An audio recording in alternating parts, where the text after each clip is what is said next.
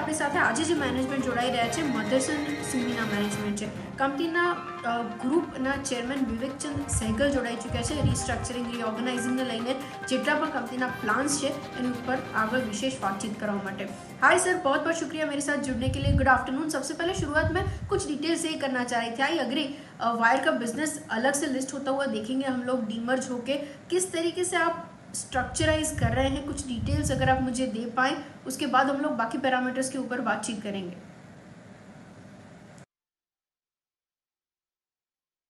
देखिए, कल एनसीएलटी की और सैमिल की और मसल दोनों की मीटिंग्स हैं, जिसके अंदर में शेयर होल्डर्स की मीटिंग है और ऑल्सो जिसे कहते हैं कि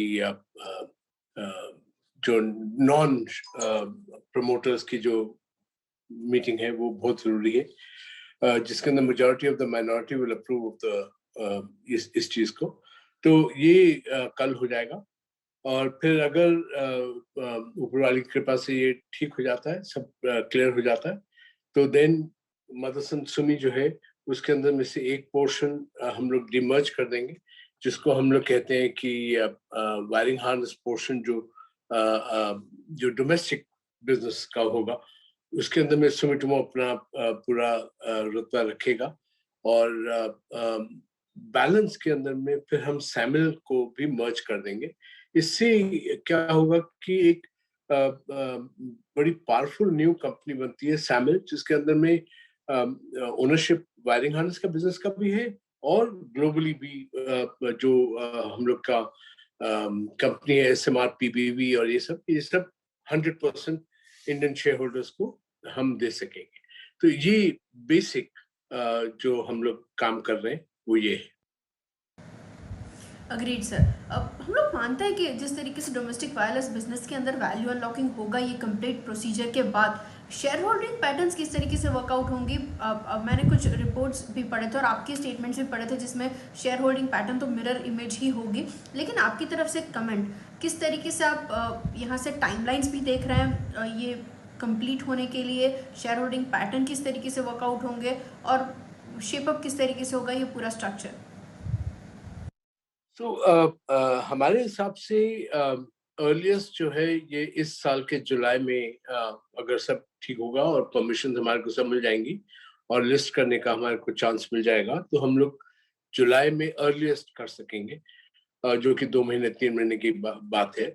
और लेटेस्ट मेरे हिसाब से अगस्त या सितंबर भी हो सकता है, डिपेंड करता है. कोविड का टाइम है और लोगों की अटेंडेंस वगैरह थोड़ी सी कम है गवर्नमेंट ऑफिस में और बहुत उनके ऊपर रिस्पॉन्सिबिलिटीज है. तो हम लोग ये सोच रहे हैं एनीवेयर बिटवीन जुलाई से सितंबर तक ये हो जाएगा. और जो शेयर होल्डिंग की परसेंटेजेस है वो मिरर इमेज है जो डोमेस्टिक वायरिंग हार्नेस के लिए है, वो एकदम 100% मिरर इमेज है. और सेगल फैमिली जो है वो जो नई कंपनियां जो शामिल हो गई, न्यू शामिल है, उसके अंदर में अभी हम लोग के ओनरशिप जो है करीब करीब 90% है, वो अब कम होके 50+ कुछ परसेंटेज बन जाएगा. और उसके अंदर में काफी सारे न्यू बिजनेस भी आ रहे हैं, तो इसलिए थोड़ा सा वैल्यू उसका डिफरेंट है. पर तब भी हम लोगों ने बहुत ही फ्रेंडली किया है. अपने जो हमारे माइनॉरिटी शेयर होल्डर्स हैं उनके पास हमेशा हम लोगों ने उनका ध्यान रखा है. आप जानते हैं कि जब से हम लोगों ने लिस्ट किया 1993 से, हर साल हम लोग 35% अपना टॉप लाइन इंक्रीज किया और शेयर होल्डर को जो रिटर्न दिया है वो 32% हम लोगों ने हर साल दिया है. तो बहुत ही इन्वेस्टर फ्रेंडली कंपनी है और हमारे हिसाब से इससे क्या होगा कि जो एक डोमेस्टिक बिजनेस है उसका भी हमारे को ग्रोथ काफी मिलेगा, जैसे इंडिया का लिखा हुआ है कि बहुत ग्रो करेगी.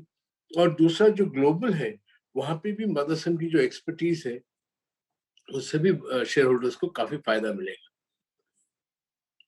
और हम लोगों ने अपना 5 साल का बजट जो हम लोगों ने टारगेट रखा है वो 36 बिलियन का है या करीब करीब 2.5 लाख करोड़ का रखा है और 40% का रोज का टारगेट रखा है. तो अभी तक तो 5 5 ईयर प्लान हम लोग सक्सेसफुली कर चुके हैं और इस टाइम भी ऊपर वाले की कृपा से जरूर हम लोग अपना 5 साल का टारगेट भी पूरा करेंगे। अच्छा सर, एक और चीज़ मैं समझना चाह रही थी, बेनिफिट्स किस तरीके से यील्ड होते हुए आप देख रहे हैं? आई एग्री, एक्सपोजर थोड़ा बहुत बढ़ता हुआ देखेंगे हम लोग, डाइवर्सिफिकेशन थोड़ा होगा, लेकिन बैक ऑफ द एनवलप आपने कैलकुलेशन भी किया होगा किस तरीके से ये रीऑर्गेनाइजेशन काम करते हुए देखेंगे आप, और कितना इन टर्म्स ऑफ शेयर होल्डर्स को बेनिफिट मिलेगा, परफॉर्मेंस में चेंजेस आएंगे? कुछ डिटेल्स अगर आप मुझे दे पाएँ अगर। जी, जो हम लोगों ने रीऑर्ग जब गाइडेंस हम लोगों ने शुरू में दी थी, तो हम लोगों ने कहा था कि हम पहले साल में ही ईपीएस सेक्रेटिव हो जाएंगे। पर अगर आप क्वार्टर 3 के रिजल्ट्स को देखें, तो हम ऑलरेडी 8% ईपीएस सेक्रेटिव थे। तो ये जो नई बिजनेस आ रही है ऑल्सो, तो हम लोगों ने उनको डिवाइड करके आपको दिखाया कि एक्चुअली हम थर्ड क्वार्टर से ही, इन स्पाइट ऑफ कोविड का जो भी हम लोग का चैलेंज है और सब कुछ है, तब भी थर्ड क्वार्टर के अंदर में ही हम लोग 8% ईपीएस एक्रेटिव है। तो मेरे को कोई डाउट नहीं है कि ये और भी एक्रेटिव होगा, और दोनों शेयर होल्डर्स, सेट और शेयर होल्डर्स जो है, उनके ऊपर चॉइस है कि वो इंडियन बिजनेस में ज्यादा विश्वास रखते हैं या बाहर के बिजनेस में ज्यादा विश्वास रखते हैं। तो दोनों का एक उनको मिला जुला अच्छा सा ऑप्शन मिलता है इस रीऑर्गेनाइजेशन से। Agreed sir. सर बाकी पैरामीटर्स के ऊपर मैं आपकी कमेंट चाह रही थी, आई अग्री आप नंबर्स तो शेयर नहीं करेंगे, लेकिन इन ऑर्डर बुक किस तरीके से वर्कआउट हो रही है? पिछली बार भी हम लोगों ने काफ़ी स्ट्रॉन्ग नंबर्स देखे थे, कुछ डिटेल्स अगर आप मुझे दे पाएँ। देखिए, मैं बड़ी खुशी से आपको डिटेल दे सकता, पर अभी हम लोग क्वाइट जोन पे हैं, क्योंकि रिजल्ट्स हम लोग बस और 15-20 दिन में हम लोग अपना रिजल्ट्स अनाउंस कर देंगे, और हर 6 महीने के अंदर में हम लोग अपना ऑर्डर बुक भी देते हैं।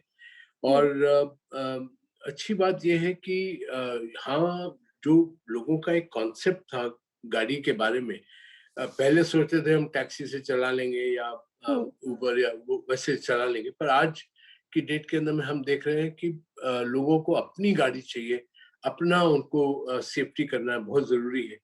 तो ये जो माइंडसेट चेंज हुआ है, उससे मदरसन का, क्योंकि हम 100% ऑटोमोटिव में है, तो बहुत ही उसका हमारे को फायदा है। और हाँ, जो जो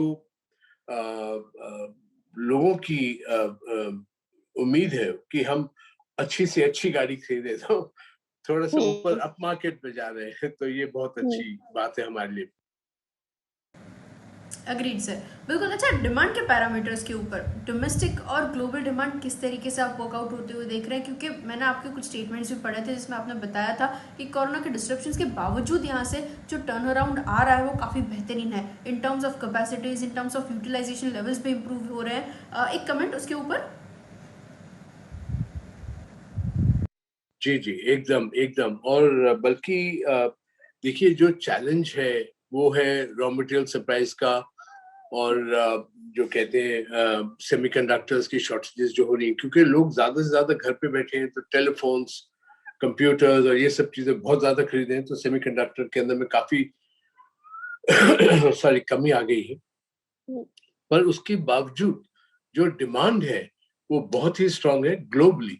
और अब बस आप वेट कीजिएगा, हम लोग अपना रिजल्ट बता ही देंगे, और आपको मालूम पड़ जाएगा कि हाँ, डिमांड बहुत सॉलिड है, चैलेंजेस हैं पर सॉलिड है।